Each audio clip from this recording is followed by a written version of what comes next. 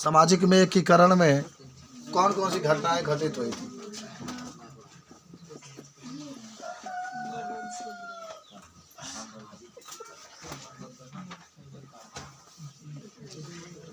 एकीकरण में घटित हुई घटनाएं कौन कौन घटनाएं बाबू घटित हुई थी?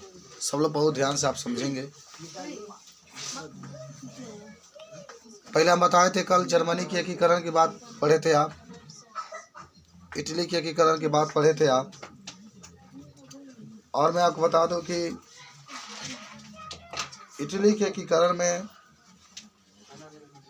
बहुत सारे घटनाएं हुई थे। किसान लोग आंदोलन कर दिए, किसान लोग विभिन्न प्रकार के जो घटनाएं घटित हुई उसका विरोध किए। जब इटली अपने आप को स्वतंत्र कर लिया तो वहाँ के राजा बने जिनका नाम था इमैनुअल तृतीय। इमैनुअल तृतीय इटली के नए राजा बने। पहले समझना है इसको। देखो, इटली के एकीकरण में कई घटनाएं हुई। पहला ही घटना हो गया कि जो किसान के ऊपर अत्याचार हो रहा था, अब अत्याचार धीरे धीरे बंद होना शुरू हो गया और इटली के जो पुराने राजा थे उसको हटा करके इटली के नए राजा घोषित किया गया और इटली के जो नए राजा बने उनका नाम था इमैनुअल तृतीय। और ये भी याद रखना सब लोग कि मार्च 1807 ईस्वी तक इटालवी राज्यों को सर्वसम्मति से तमाम प्रकार के माने एकजुट किया गया। माने जितने भी इटली के लोग थे ना सब एक साथ मिल गए, मिल करके तब तमाम प्रकार की प्रक्रिया कर रहे थे। तो थोड़ा सा लिख लो इसमें, इटली के एकीकरण में प्रमुख घटनाएं।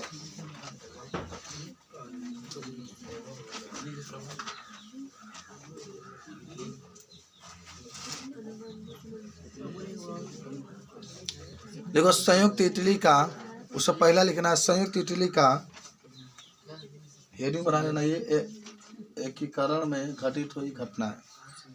उससे पहला लिखना संयुक्त इटली की घोषणा। संयुक्त इटली की घोषणा, संयुक्त माने एक साथ सब इटली के लोगों को मिला दिया गया। संयुक्त इटली की घोषणा 1860 ईस्वी में हुई थी। 1860 ईस्वी में हुई थी।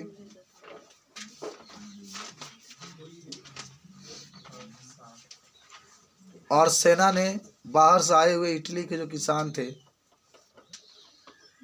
सेना ने बाहर से आए हुए इटली में जो किसान थे उसको बाहर निकलना शुरू कर दिया। सेना ने बाहर से आए हुए जो किसान थे उसको बाहर निकालना शुरू कर दिया।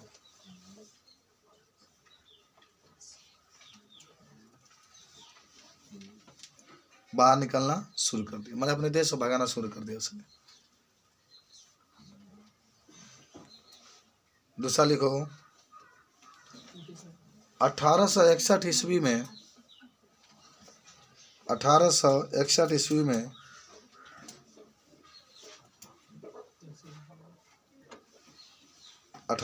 ईस्वी में लिखनी है इमैनुअल तृतीय को संयुक्त इटली का राजा घोषित किया गया। निकल बा, इमैनुअल तृतीय को संयुक्त इटली का राजा घोषित किया गया।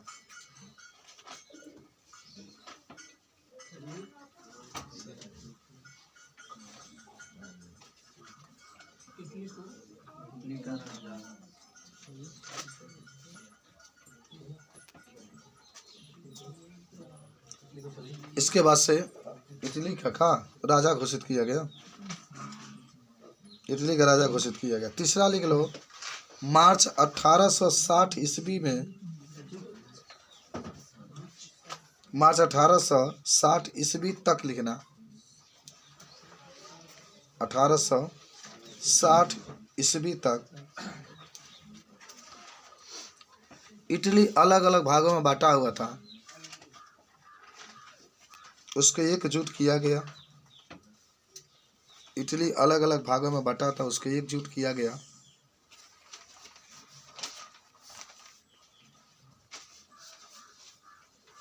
और पुनः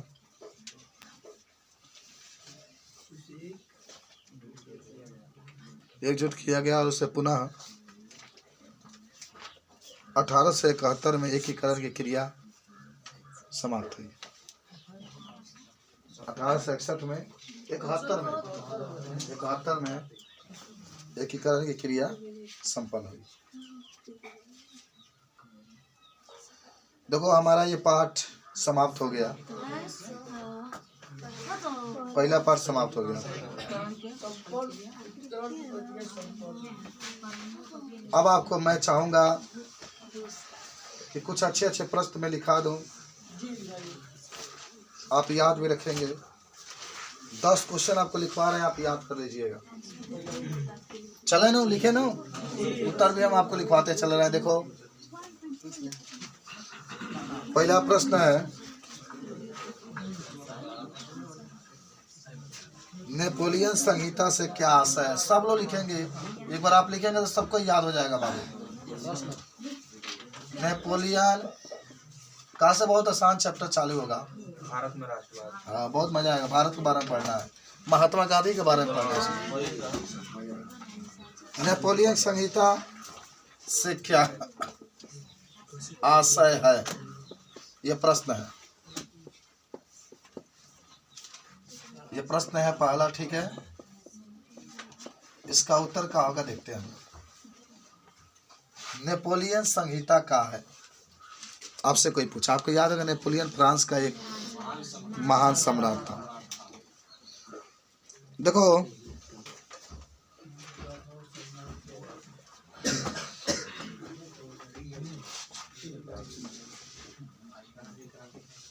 खूब बढ़िया से समझा रहे, समझो। नेपोलियन फ्रांस का एक महान सम्राट है बाबू, तो समझना।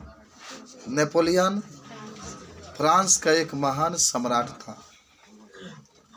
जब वो राजगद्दी पर बैठा तो फ्रांस के लोकतंत्र को समाप्त कर दिया। गद्दी का मतलब राजा बना, तब फ्रांस के जो लोकतंत्र था, माने लोग जो शासन कर रहे थे, उसको समाप्त कर दिया। पहला तो वो समाप्त किया, और दूसरा अपने नियम अनुसार अपना नियम खुद बनाया और पूरा फ्रांस में लागू किया। इसी को नेपोलियन संहिता कहता है। नेपोलियन वो था सम्राट, और संहिता का मतलब होता है नियम। खुद अपने नियम बनाया, पूरा फ्रांस में लागू किया, तो इसी को नेपोलियन संहिता कहते हैं। एक और बात सुनो, इस संहिता के अंतर्गत जो जन्म पर अधिकार, विशेष अधिकार था, उसको समाप्त कर दिया। माने जन्म का मतलब ही भाई कि अगर राजा है तो उसका बच्चा ही राजा बनेगा। कोई इंजीनियर है, किसी कंपनी का मालिक है, तो उसका बच्चा ही कंपनी का मालिक बनेगा। ये अधिकार समाप्त कर दिया उसने। तो इस पूरी प्रक्रिया कहते हैं नेपोलियन संहिता। बात समझे हो? तो लिखो, ये आपने पढ़ाई हो जाए, लिख लो। नेपोलियन कुछ सीखे हो कि नहीं बताओ? फ्रांस का महान सम्राट था। फ्रांस का महान सम्राट था। उसने जब राजा बना तो फ्रांस के लोकतंत्र को नष्ट कर दिया। नष्ट में जानते हैं ना, खत्म कर दिया। तो फ्रांस के लोकतंत्र को समाप्त कर दिया, समाप्त कर दिया तथा खुद अपना कानून व्यवस्था पूरे फ्रांस में लगा दिया। खुद अपना कानून व्यवस्था पूरे फ्रांस में लगा दिया। पूरे फ्रांस में लगा दिया, जिसे नेपोलियन संहिता कहते हैं। क्या भइल बा? जिसे नेपोलियन संहिता कहते हैं। तरी दांते न फंस जाला, दोनों हंसते हो। सही बोले, पहले उल्टा सीधा बहुत बोला था, नहीं बोले कुछ सही तो सही सही कुछ आगे लिखना तथा इस संहिता के अंतर्गत, इस संहिता के अंतर्गत जन्म के विशेष अधिकार को भी समाप्त कर दिया। जन्म के विशेष अधिकार ना बतानी है, विशेष अधिकार को भी समाप्त कर दिया, समाप्त कर दिया। ठीक है, चलिए ये क्या बनाया था मालूम है? वहां के लोगों को खुशी बनाने के लिए, माने कुशल बनाने के लिए, लेकिन ये नियम चला नहीं उसका।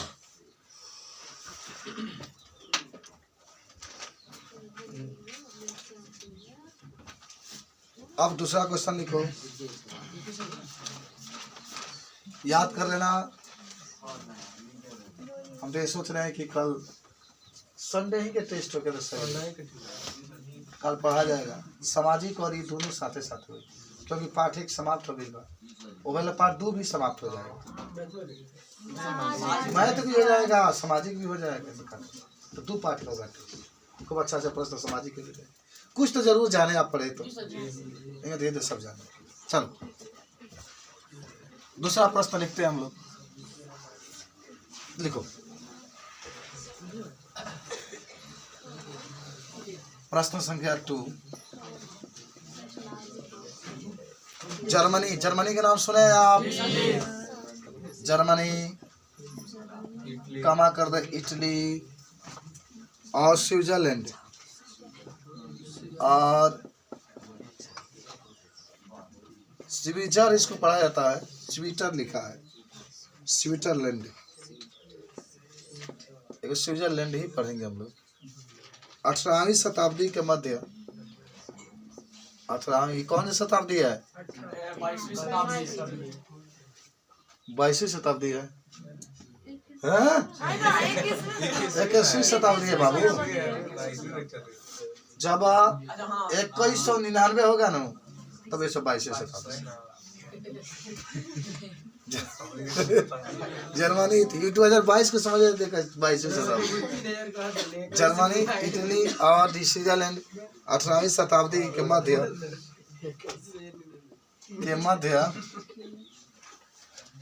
किसमें विभाजित थे? बहुत अच्छा क्वेश्चन ये भी है, किसमें विभाजित थे? उत्तर में लिख लो, उत्तर माहे एथी को के तिलक जन चढ़ाइया हो। राजशाही, राजशाही, राजशाही का मतलब राजा में बांटे थे कि राजा ही बनेंगे इसका शासन। डचियो, डचियार ना डचियो, डचियो में बटे हुए थे। और कैटनो, कैटा, अच्छा समझिए क्या है, जानते हो ना, जगह हिंदू धर्म होता है ना, वही में जर्मनी, इटली और स्विट्जरलैंड में कुछ लोग राजशाही को अपनाए थे, कुछ लोग डचियों को अपनाए थे, कुछ लोग कैटिनो को अपनाए थे। और इसी के साथ डची जरूर याद रखना, और सब बुला जाना, राजशाही और डच जरूर याद रखना, उसी को अपनाए थे। तो कौन कौन बटा था भाई? जर्मनी, इटली और प्रश्न संख्या 3 लिखो। यूरोप में राष्ट्रवाद के क्या कारण थे? यूरोप में राष्ट्रवाद के,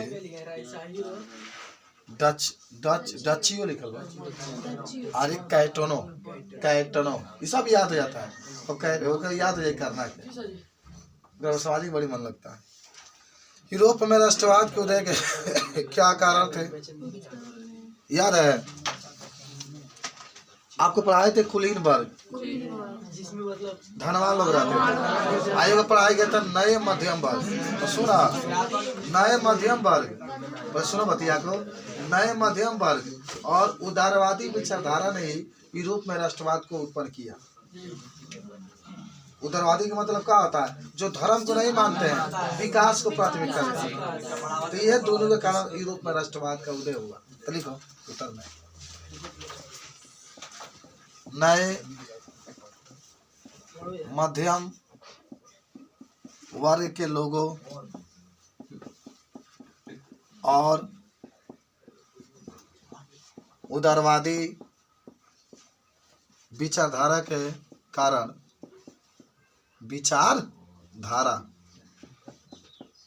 वाले लोगों के कारण यूरोप में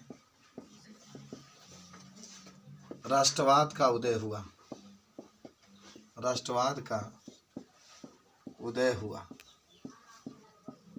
यूरोप में राष्ट्रवाद का नए मध्यम वर्ग जो बने थे वह, और जो प्रश्न 4 हम नहीं लिखाएंगे, आप खुद लिखेंगे। प्रश्न है, उदारवादी राष्ट्रवाद से आप क्या समझते हैं? उदारवादी राष्ट्रवाद, अरे पढ़ो यार, सही लड़का कह रहा है। जब आदमी पढ़े खातिर आइल बाप उतना त्याग करके परिवार के, इतना ठंडा में। उदारवादी राष्ट्रवाद से आप क्या समझते हैं? ये तो आप लोग को तो याद है, जो मान जो लोग होते हैं अपने धर्म को नहीं मानते हैं, अपने देश के विकास को प्राथमिकता देते हैं, तो उसी को उदारवादी राष्ट्रवाद। अरे अब बताइए, याद करो यार। उदारवादी का मतलब, उग्रवादी ना, उदारवादी का मतलब जो अपने धर्म को नहीं मानते हैं, अपने देश के विकास को प्राथमिकता देते हैं, तो उसको उदारवादी राष्ट्रवाद। चला, इसको मत लिखो, लिखवाए थे। अरे लिखे हो तो याद भी है यार, जो नहीं किया तो लिखे, मिटा दे इसको। प्रश्न 4 जरूर लिख लेंगे आप। अच्छा, 10 क्वेश्चन आपको दे दें तो कोई दिक्कत है क्या? देखो, एक प्रश्न नंबर 5 है, जॉल वेराइन क्या है? जॉल वेराइन क्या है? वही से तुम लिखवाते नहीं, कुछ नया नया शब्द जब आई तो ओकरा मतलब हम लोग जानेंगे। जॉल वेराइन, अच्छा देखो होता क्या था ना, प्रसा का नाम सुनेंगे, वो भी एक देश था। तो एक उसने संस्था को गठन किया था और वह लोगों से शुल्क वसूलता था, मान कर्ज वसूलता था, और बाद में उस कर को समाप्त कर दिया गया। तो जब कर को समाप्त कर दिया गया तो इस क्रिया को हम लोग कहते हैं जॉल वेराइन। जैसे सरकार है, कोई पहले की सरकार थी, टैक्स लगा दिया, दूसरा सरकार आया, उस टैक्स को हटा दिया, तो उसी को हम लोग क्या कहते हैं? जॉल वेराइन। तो लिखो,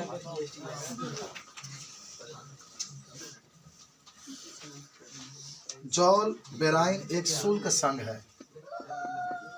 जॉल वेराइन एक शुल्क संघ है जिसका गठन प्रसा के पहल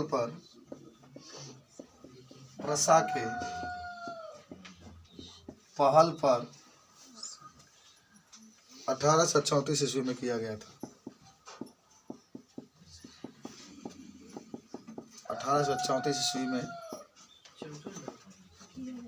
1834 में किया गया था, जिसमें शुल्क अवरोध को समाप्त कर दिया गया। शुल्क अवरोध को समाप्त कर दिया, माने जो लोग शुल्क देते थे ना, उसको समाप्त कर दिया गया। माने कर जो लगता था, अब कर नहीं देना पड़ेगा। तो इसी कहते हैं जॉल वेराइन। इसी को क्या कहा जाता है? जौल बेराई। आओ प्रश्न संख्या 6 पर आते हैं। वियना संधि का मुख्य उद्देश्य क्या था? वियना संधि याद है ना? आए?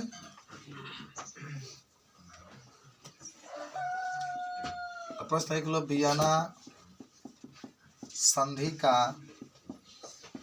क्या उद्देश्य था? मैं बोल दे रहा हूँ, सुन के लिख लो सब लोग। बोल दे, लिखो। अब आ गया तब का तो लिखे नहीं देखो। वियना संधि का क्या उद्देश्य था? याद है आप लोग को?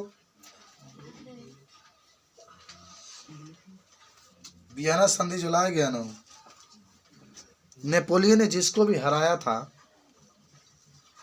जिस राज्य को जीता था, उस राज्य को फिर बहाल करने के लिए, बहाल का मतलब था उसको छोड़ने के लिए।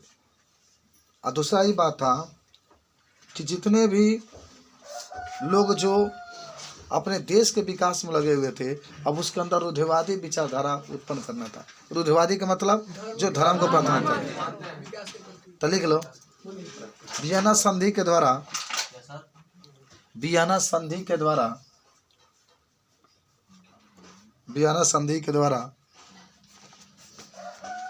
जितने भी, वियना संधि के द्वारा जितने भी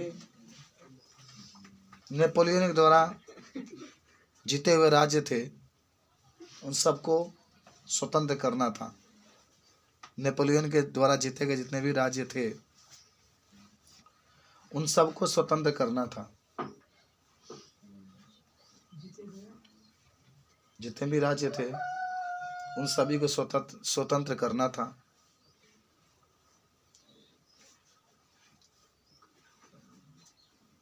लेकिन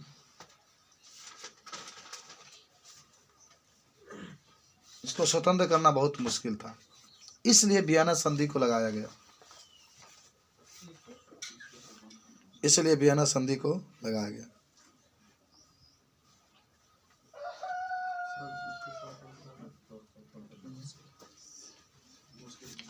अगला प्रश्न लिख लो, ग्रीस को एक स्वतंत्र राष्ट्र के रूप में कब मान्यता प्राप्त मिली? ग्रीस एक देश का नाम है। ग्रीस को एक स्वतंत्र राष्ट्र के रूप में कब मान्यता मिली? ग्रीस को एक स्वतंत्र राष्ट्र के रूप में कब मान्यता मिली? उत्तर में लिख लेना, 1882 में। 1882 में। क्वेश्चन वही बा कि ग्रीस को, लिखो, ग्रीस को एक स्वतंत्र राष्ट्र के रूप में कब मान्यता मिली? 1882 में।